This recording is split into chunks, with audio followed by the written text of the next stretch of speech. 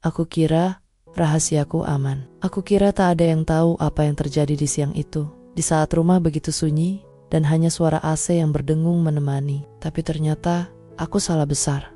Dari balik jendela ada sepasang mata yang mengintip, menyimpan sesuatu yang bisa menghancurkan seluruh hidupku. Sejak hari itu, aku tak pernah tenang lagi. Senyumku di depan tetangga hanyalah topeng. Pelukan suamiku hanyalah rasa bersalah yang kututup rapat. Aku hidup dalam ketakutan, menunggu kapan rahasia itu pecah menjadi skandal yang tak terbendung.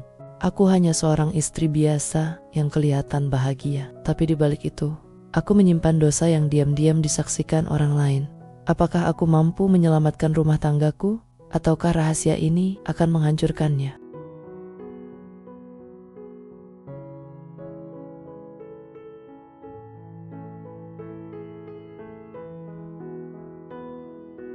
Namaku Rara, usiaku 32 tahun. Orang-orang di lingkungan perumahan ini mengenalku sebagai istri muda yang ramah dan pandai merawat diri. Aku tinggal di sebuah rumah sederhana di kota kecil Jawa Timur.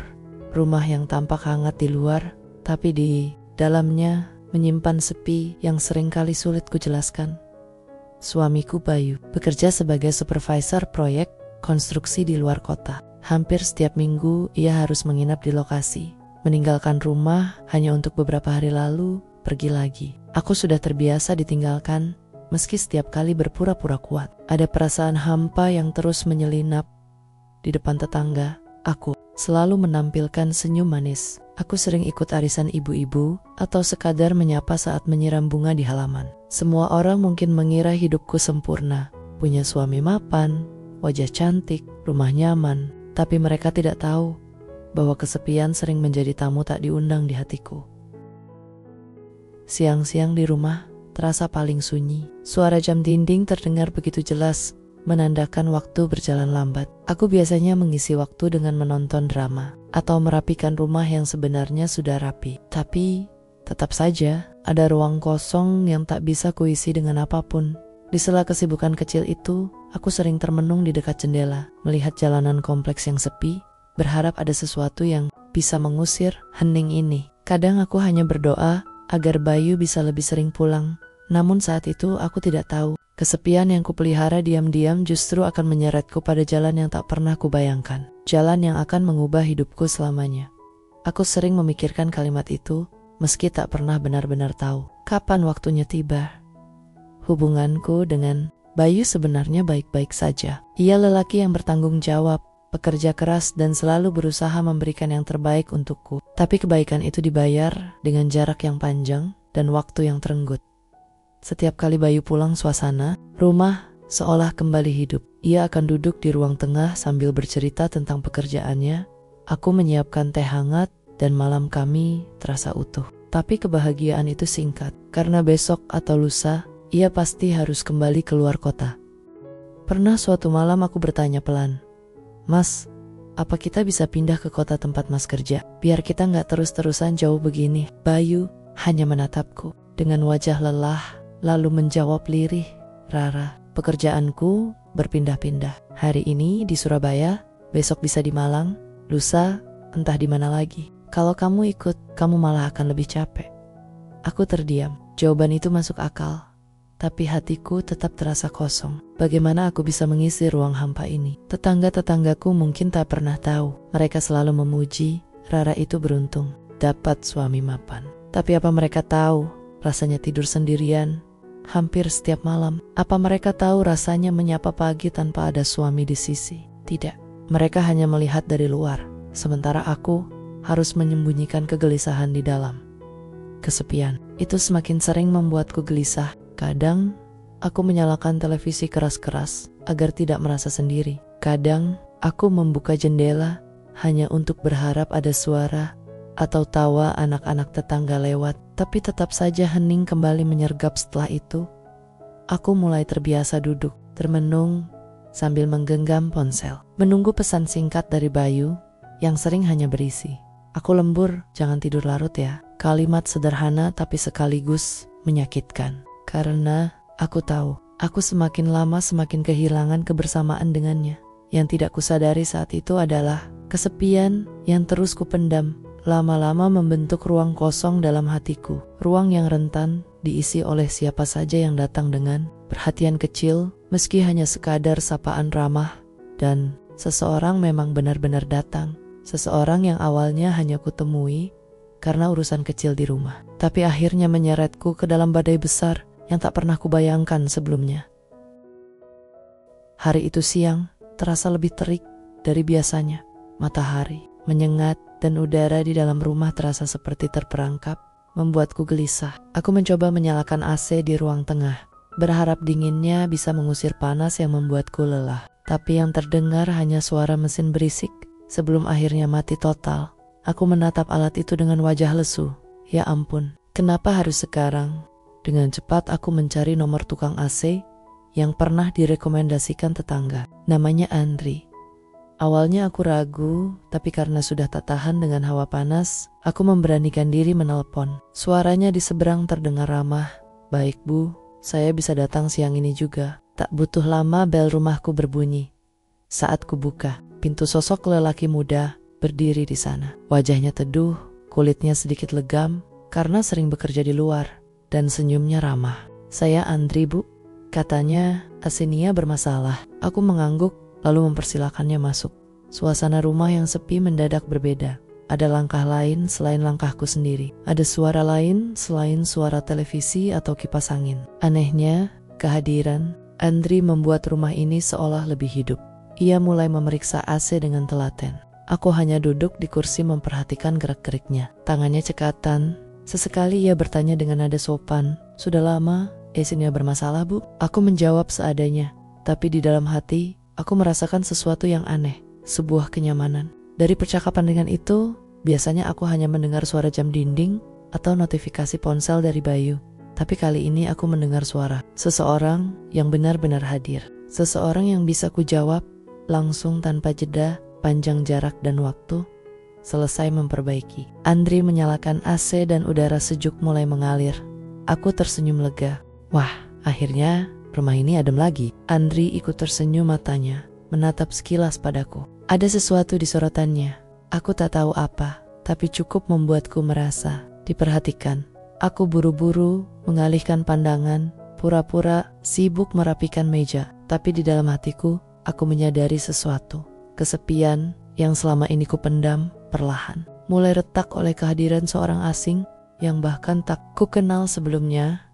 Aku tidak tahu bahwa siang itu bukan sekadar urusan. Siang itu adalah awal dari badai yang diam-diam sedang menunggu untuk mengguncang hidupku.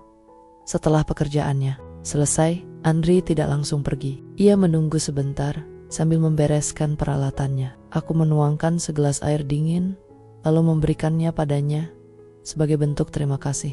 Ia menerimanya dengan senyum hangat. "Terima kasih Bu Rara," katanya lirih. Aku tercekat. Ada nada berbeda saat ia menyebut namaku, lebih lembut, lebih personal, sesuatu yang tak pernah ku dengar dari suamiku akhir-akhir ini. Karena Bayu lebih sering berbicara singkat lewat telepon. Dengan nada lelah dan terburu-buru, aku berusaha tetap tenang, tapi jantungku berdegup lebih cepat. Aku hanya menunduk pura sibuk merapikan meja. Namun aku tahu, ada sesuatu yang berubah di dalam diriku. Saat Andri pamit, aku mengantarnya sampai pintu. Udara sejuk dari AC baru saja menyebar. Tapi entah mengapa, yang lebih kuingat adalah kehangatan tatapannya. Dan di saat pintu rumahku tertutup kembali, aku tidak sadar bahwa ada mata lain yang sedang memperhatikan dari rumah sebelah. Bu Ratna, tetanggaku, yang terkenal cerewet dan suka memperhatikan urusan orang. Dari balik tirai rumahnya, ia melihat kedatangan Andri sejak awal. Ia melihat betapa aku menyambut tamu laki-laki di saat rumah sedang sepi, tanpa suami di rumah. Aku tidak tahu seberapa lama ia memperhatikan. Aku tidak tahu apa yang ada di kepalanya. Yang jelas, sejak hari itu, aku sering merasa ada tatapan berbeda darinya.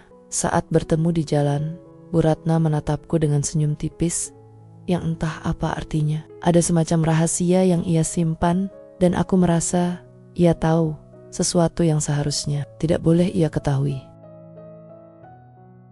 Hari-hari berikutnya, AC kembali bermasalah. Entah karena kerusakan kecil atau karena kebetulan, aku kembali menghubungi Andri dan ia pun datang lagi.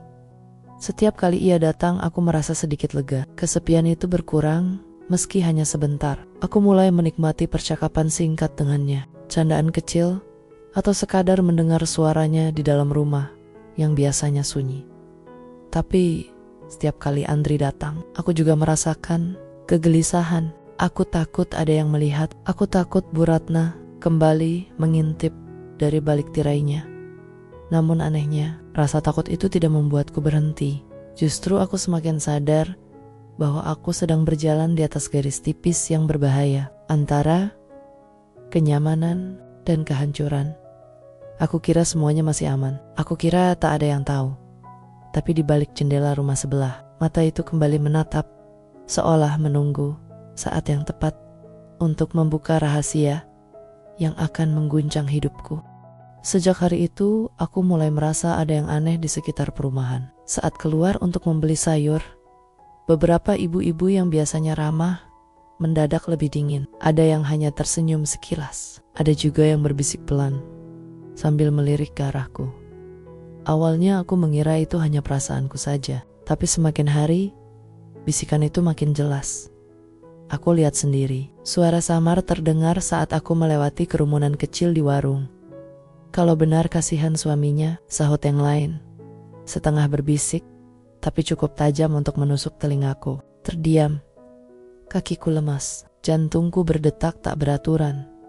Apa mereka sedang membicarakanku? Apa Bu Ratna sudah membuka mulut? Aku pura-pura tak mendengar, tetap melangkah dengan wajah datar. Tapi di dalam hatiku, badai sudah mulai bergemuruh. Aku mulai dihantui rasa takut. Takut Bayu mendengar kabar ini lebih dulu dari orang lain.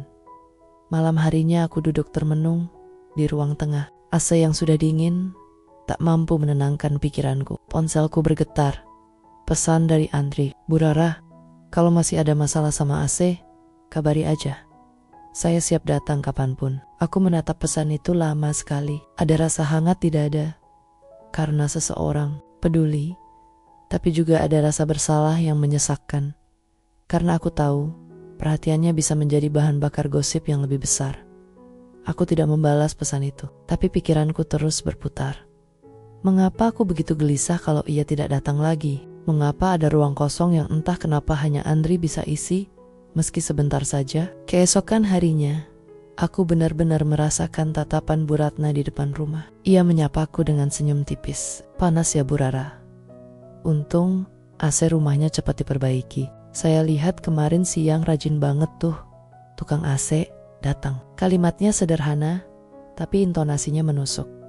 Aku tertegun. Sanyongku kaku. Iya Bu, jawabku gugup.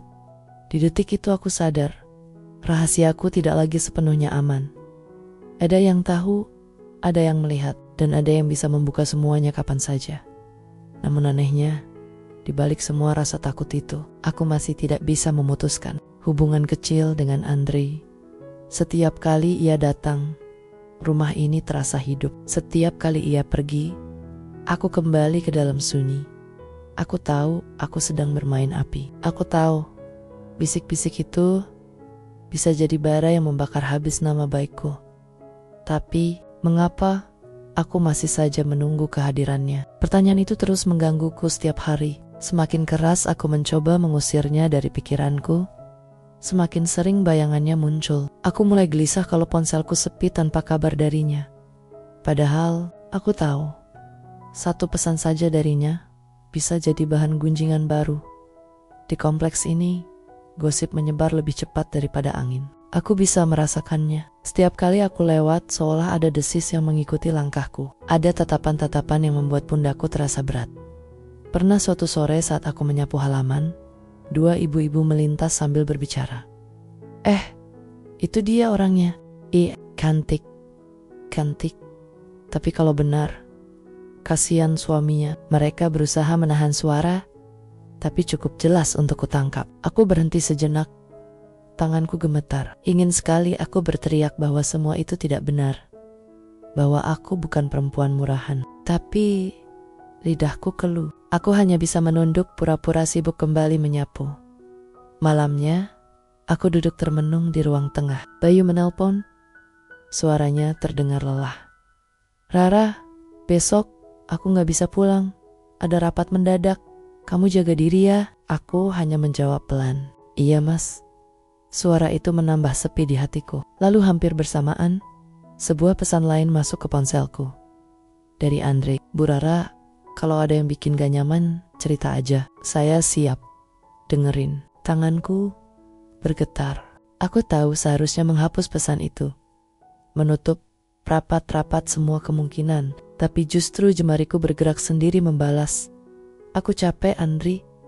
Rasanya semua orang menatapku aneh, dan dari situlah semuanya makin rumit. Andri bukan hanya sekadar tukang yang memperbaiki AC, ia mulai menjadi pendengar. Tempatku menuangkan keluh kesah yang tak bisa kuceritakan pada siapapun, bahkan pada Bayu. Beberapa kali ia datang lagi ke rumah dengan alasan memeriksa AC. Mungkin memang ada kerusakan kecil, mungkin juga hanya sekadar alasan. Aku tidak berani menebaknya. Yang jelas, setiap kali ia datang, aku merasa ada seseorang yang benar-benar memperhatikan keberadaanku. Namun, di saat yang sama, rasa takutku semakin menjadi-jadi. Aku selalu merasa ada mata yang mengintip dari jendela sebelah. Aku tahu Bu Ratna masih memperhatikan. Kadang aku bahkan bisa merasakan tirainya bergerak pelan ketika Andri masuk atau keluar rumahku. Aku terjebak. Di satu sisi aku ingin berhenti, ingin menjaga nama baik suami dan rumah tanggaku. Di sisi lain aku terlalu lemah untuk menolak perhatian yang sudah terlanjur kuanggap berarti. Hari-hari berjalan semakin berat, gosip makin meluas, bisik-bisik semakin tajam, dan aku merasa diriku semakin terkepung. Dan di tengah semua itu, aku sadar satu hal. Semakin aku berusaha menutupi, semakin aku terseret jauh dalam jerat yang kian erat. Dan akhirnya, retakan itu benar-benar mulai membesar. Pagi itu aku baru saja keluar rumah untuk membuang sampah, ketika ku dengar suara lirih yang menusuk telinga. Dua orang tetangga berdiri di ujung jalan, berbicara tanpa sadar kalau suaranya sampai padaku. Kalau cuma sekali sih, mungkin gak masalah ya. Tapi kok sering banget tukang itu ke rumahnya Rara? Makanya aku aja jadi curiga. Suaminya kan jarang pulang. Jangan-jangan. Tanganku refleks meremas kantong sampah lebih kuat. Sampai hampir sobek, aku buru-buru kembali ke dalam rumah. Pintuku tutup rapat-rapat. Untuk pertama kalinya aku menangis sesenggukan di ruang tamu. Bukan karena gosip itu salah, tapi karena ada bagian dari diriku yang tahu. Aku sendiri yang membuat celah itu terbuka. Malamnya Bayu menelpon lagi. Tapi kali ini berbeda. Suaranya terdengar lebih serius. Rara, minggu depan aku pulang. Ada cuti panjang. Aku kangen kamu. Jantungku serasa berhenti berdetak. Bayu akan pulang. Bagaimana jika ia mendengar gosip itu lebih dulu dari tetangga? Bagaimana jika ada yang sengaja menyampaikannya dengan nada menyudutkan? Aku mencoba menenangkan diri. Iya mas, aku juga kangen. Jawabku pelan. Tapi di balik kata-kata itu, kepalaku dipenuhi ribuan kekhawatiran. Keesokan harinya Andri kembali. Datang. Katanya untuk mengecek AC yang kemarin sudah ia perbaiki. Aku tahu itu hanya alasan, tapi aku tidak bisa menolaknya. Dan sekali lagi, aku merasakan kehangatan yang seolah mengusir sepi. Namun saat itu pula aku merasakan sesuatu yang membuat tubuhku kaku. Bayangan di jendela rumah sebelah, tirai yang bergeser pelan. Aku tahu mata itu ada di sana. Bu Ratna lagi-lagi mengintip setiap gerak-gerikku. Aku berusaha bersikap biasa saja, mengobrol dengan Andri seperlunya. Tapi di dalam hati, aku panik. Aku tahu gosip itu akan semakin liar. Aku tahu waktu semakin sempit sebelum semuanya pecah. Malam harinya, aku benar-benar tak bisa tidur. Aku gelisah, mondar-mandir di ruang tengah. Air mataku jatuh tanpa aku sadari. Untuk pertama kalinya, aku merasa tak punya jalan keluar. Jika aku menjauh dari Andri, aku akan kembali tenggelam dalam kesepian yang menyesakkan. Jika aku tetap membiarkan Andri datang, gosip akan semakin membesar dan menghancurkan nama Biku. Aku terjebak di antara dua jurang yang sama-sama menakutkan. Dan di kejauhan, Langkah suamiku perlahan semakin dekat, mendekati rumah yang sebentar lagi harus kuterangkan semuanya. Atau kuhancurkan dengan kebohongan. Dan hari itu benar-benar datang lebih cepat dari yang kubayangkan. Sore yang gerah aku sedang menyapu teras, ketika tiba-tiba suara deru motor berhenti di depan rumah. Kupikir tukang sayur atau kurir paket, tapi bukan. Hatiku langsung berdegup kencang. Itu motor Bayu. Ia berdiri di depan pagar dengan wajah letih tapi penuh rindu. "Rara," panggilnya dengan suara serak seolah menahan haru. Aku tertegun, sapu terjatuh dari genggaman.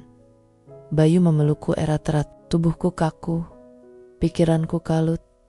Aku tak siap, bukan karena aku tak bahagia melihatnya pulang, tapi karena aku tahu ada badai besar yang sudah menunggu. Dan benar saja, tak lama setelah Bayu masuk rumah, suara lirih-lirih dari luar mulai terdengar. Bisikan tetangga yang sengaja dipelankan, tapi cukup jelas. "Itu loh, suaminya baru pulang. Kira-kira tahu belum ya soal istrinya? Pasti sebentar lagi ketahuan.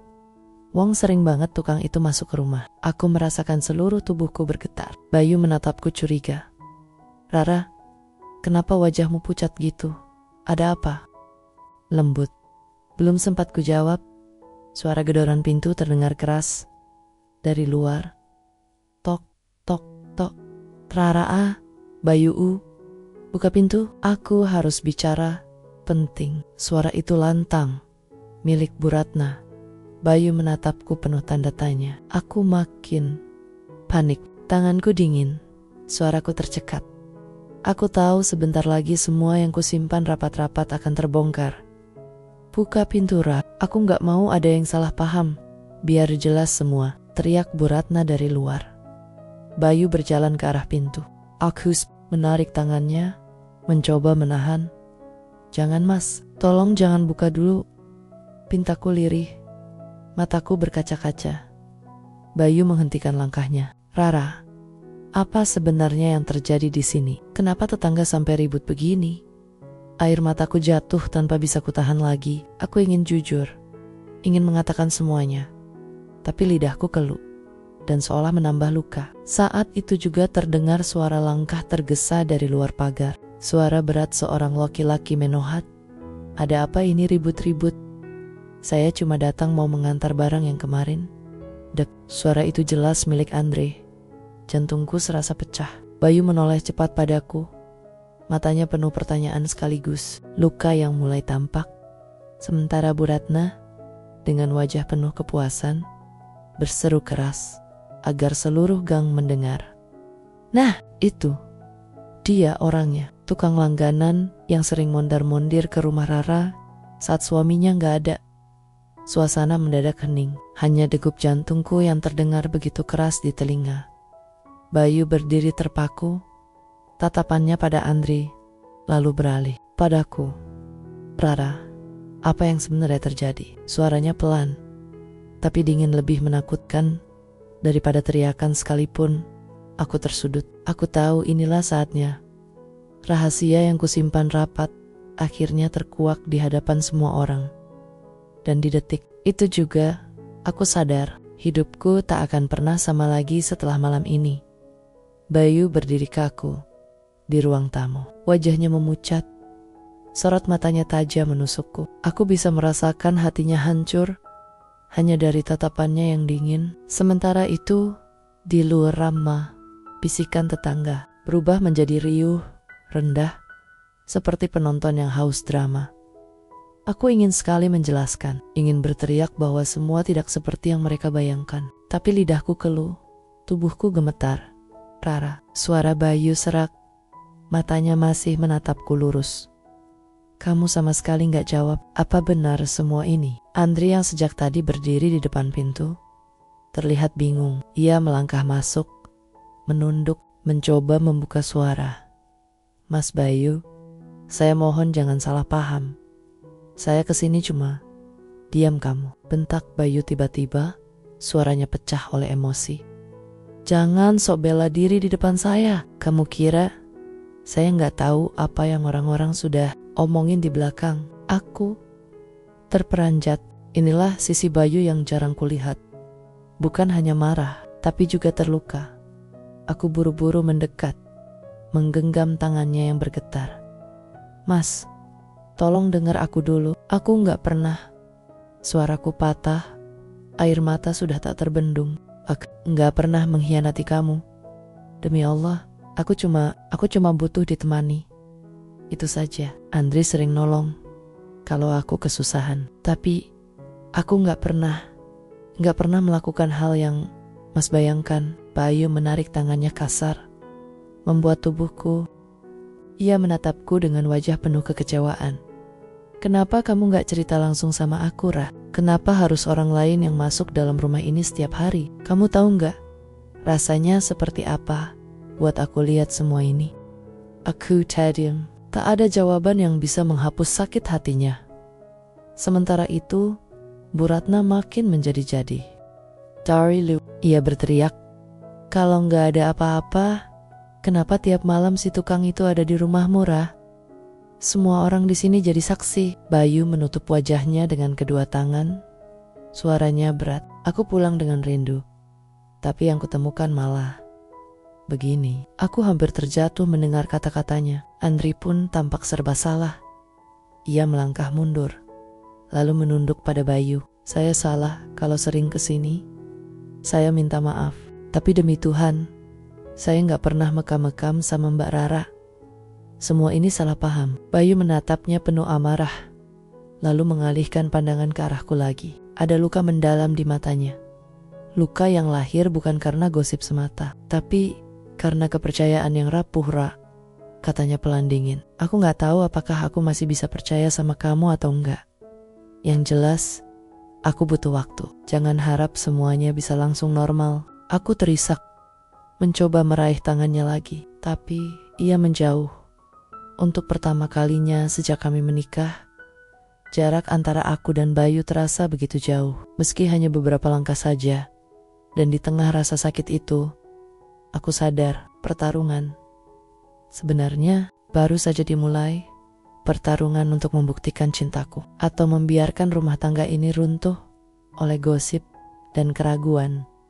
Sejak malam itu rumahku berubah sunyi. Bayu memang masih tinggal di bawah satu atap denganku. Tapi rasanya seperti tinggal bersama orang asing. Ia lebih banyak diam, pulang kerja, tanpa banyak bicara. Lalu memilih duduk di teras sendirian sambil merokok. Menatap kosong ke jalanan gelap. Aku ingin sekali mendekat, memeluknya, dan berkata bahwa semua akan baik-baik saja. Tapi bayangan kekecewaannya membuat langkahku berat. Aku hanya bisa menatap dari balik jendela, berharap ada sedikit celah di hatinya untuk mendengarku. Sementara itu gosip di gang kecil ini semakin menjadi. Setiap kali aku keluar rumah, selalu ada bisikan, lirikan sinis, atau tawa kecil penuh sindiran. Itu istrinya Mas Bayu. Katanya deket banget sama Andri ya. Pantas aja sih, suaminya jarang di rumah. Ucapan-ucapan itu menusuk telingaku, membuatku ingin berteriak. Andri pun memilih menjaga jarak. Ia tidak lagi datang ke rumah. Bahkan pesan singkatku yang sekadar menanyakan kabar pun sering tak dijawab. Mungkin ia takut masalah makin melebar. Aku mengerti. Tapi tetap saja rasanya seperti kehilangan satu-satunya teman yang pernah menemaniku di kesepian. Suatu malam, aku memberanikan diri duduk di samping Bayu di teras.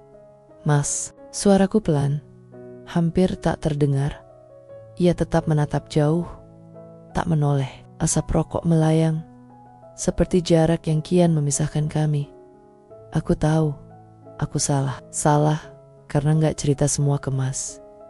Tapi tolong percaya, aku gak pernah mengkhianati.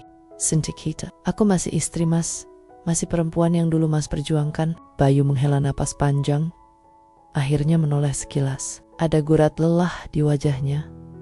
Ara, aku dengar kata-katamu, tapi yang aku lihat gak bisa hilang begitu saja. Kamu ngerti kan? Aku mengangguk cepat. Air mataku jatuh tanpa bisa kutahan. Aku ngerti Mas. Dan aku janji, aku bakal buktiin. Biar semua orang lihat, aku cuma milik Mas. Gak ada yang lain. Bayu, hanya diam. Ia memadamkan rokoknya, lalu berdiri, meninggalkanku sendirian di teras. Tapi di matanya tadi, aku sempat melihat secercah harapan. Esoknya aku mulai bergerak. Aku lebih rajin mengurus rumah, berusaha selalu ada ketika Bayu pulang. Aku juga mendatangi beberapa tetangga, mencoba menahan diri meski hati panas mendengar sindiran mereka. Bu, saya tahu banyak omongan beredar, tapi tolong jangan salah paham. Saya masih istri yang menjaga rumah tangganya. Kalau ada yang bilang macam-macam, itu fitnah. Beberapa hanya tertawa sinis. Tapi aku tidak menyerah. Aku tahu satu-satunya jalan adalah menghadapi, bukan lari. Namun di balik semua usahaku, ada kegelisahan besar. Karena aku sadar, gosip bukan satu-satunya musuh. Yang lebih sulit kulawan adalah keraguan di hati suamiku sendiri. Dan setiap malam, sebelum tidur, aku hanya bisa berdoa lirih.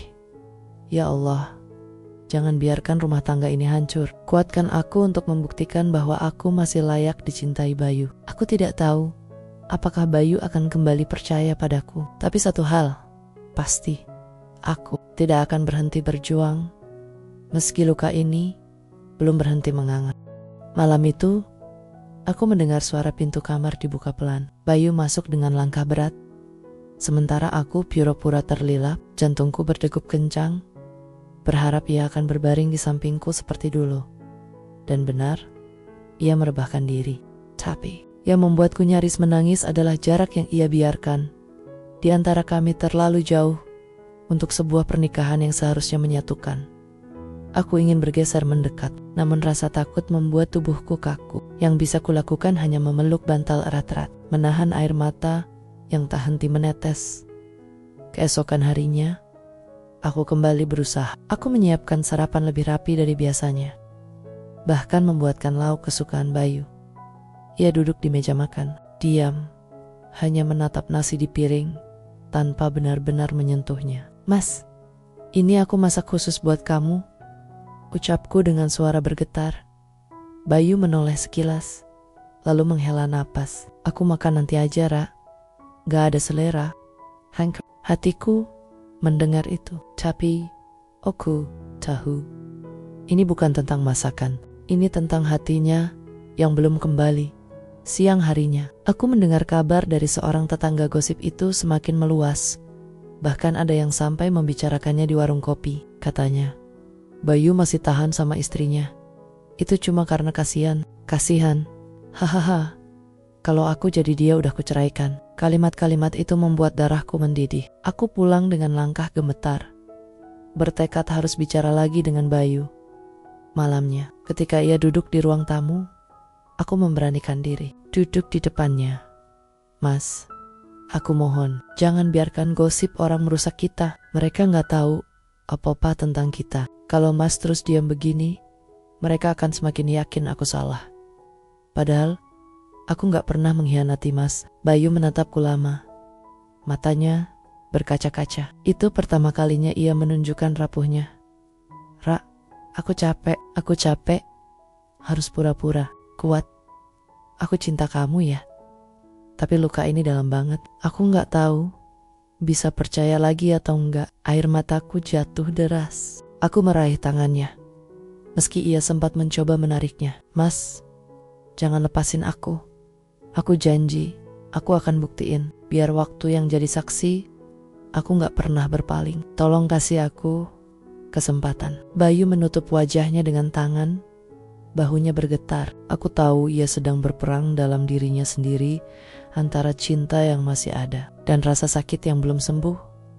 Aku memeluknya erat dari seberang meja, tanpa peduli kalau ia menahan kaku. Dalam hati aku berdoa, semoga ini bukan akhir. Cinta kami masih punya tempat untuk sembuh, meski jalannya penuh luka. Malam itu, meski tak ada kata pasti dari Bayu, aku bisa merasakan sedikit dinding hatinya mulai retak. Tapi, aku juga tahu, satu langkah salah saja bisa menghancurkan semuanya. Esok paginya, suasana rumah masih terasa dingin. Bayu duduk termenung di teras. Rokok yang ia pegang sudah hampir habis. meski hanya sesekali dihirup. Aku berdiri di ambang pintu, ragu untuk mendekat. Di wajahnya ada lelah yang menua, ada luka yang belum sembuh. "Mas," panggilku lirih, hampir tak terdengar. Bayu menoleh perlahan, matanya merah, entah karena kurang tidur atau terlalu banyak menangis dalam diam. Ia menepuk kursi di sampingnya, isyarat agar aku duduk. Dengan langkah gemetar, aku menuruti. Hening menyelimuti kami cukup lama. Hanya suara burung dan desiran angin yang menemani. Sampai akhirnya Bayu membuka suara. Aku sudah berpikir panjang tentang kita, tentang apa yang terjadi, tentang semua omongan orang. Dadaku berdegup kencang, hampir tak berani bernapas. "Terus Mas, keputusanmu?" tanyaku. Suara bergetar. Bayu menatapku lama, seakan mencari jawabannya di wajahku. Lalu ia menghela napas berat. "Aku masih cinta kamu, itu gak bisa aku pungkiri. Tapi cinta aja gak cukup kalau aku masih dihantui rasa sakit. Aku gak mau hidup kita terus dihantui gosip. Dan aku gak mau jadi suami yang setengah hati." Air mataku langsung pecah. "Mas, jangan ngomong gitu. Aku mohon, aku gak kuat. Kalau harus kehilangan kamu, aku janji, aku bakal terus buktiin. Kalau aku gak bersalah, aku bakal jaga hati Mas. Berapapun lama waktunya." Bayu menendak, menggenggam tanganku untuk pertama kalinya setelah sekian lama. "Aku tahu kamu tulus, Ra. Dan aku juga tahu aku bodoh kalau percaya omongan orang. Tapi aku ini manusia biasa. Aku rapuh, luka ini belum sembuh. Jadi aku butuh waktu, bukan buat ninggalin kamu, tapi buat sembuhin diriku sendiri." Aku terisak semakin keras. Tapi kali ini bukan karena takut ditinggalkan, melainkan karena lega. Kata-kata Bayu seperti setitik cahaya di tengah gelap. "Mas, jadi kamu gak akan pergi?" tanyaku penuh harap. Bayu menggeleng pelan. "Aku gak akan ninggalin kamu, tapi aku juga gak janji kalau besok aku langsung percaya 100%. Yang aku janjiin cuma satu. Aku akan berusaha, karena aku gak mau kehilangan kamu."